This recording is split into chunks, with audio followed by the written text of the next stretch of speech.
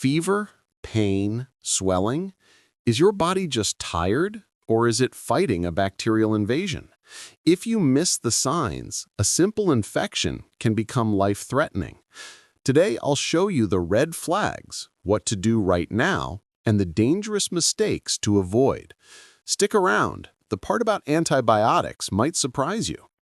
If you want clearer, science-backed health tips that save time and worry, hit subscribe and let's jump in. Common local and systemic signs to watch for. Red flags, when to get emergency care. Practical do's, home care and when to see a doctor. Dangerous don'ts, especially around antibiotics. First, how infections usually show up.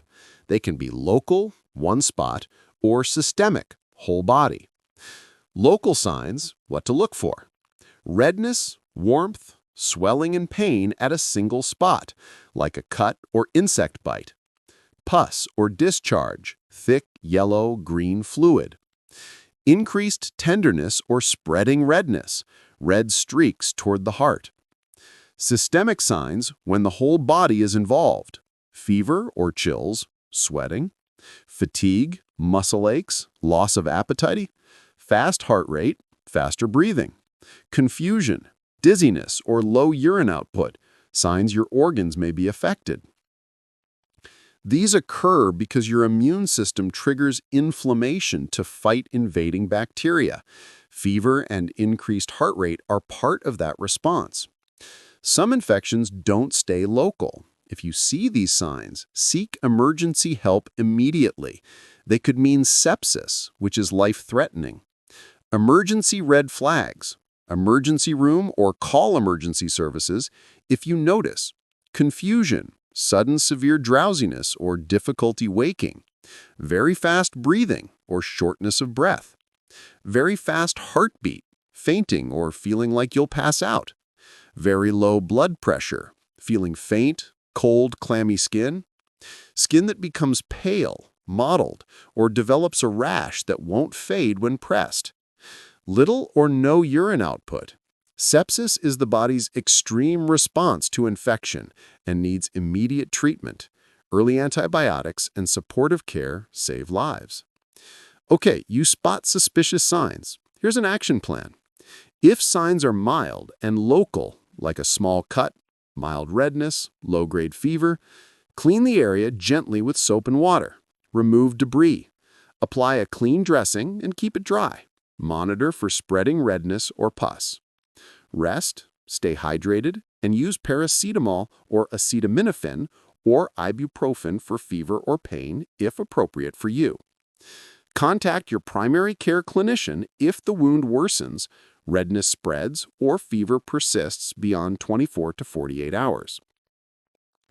If signs are moderate to severe or systemic, seek medical evaluation promptly. You may need laboratory tests, imaging, and targeted treatment. If a bacterial infection is suspected and you're in the hospital, doctors will often start antibiotics quickly because early treatment improves outcomes. Some choices make infections much worse.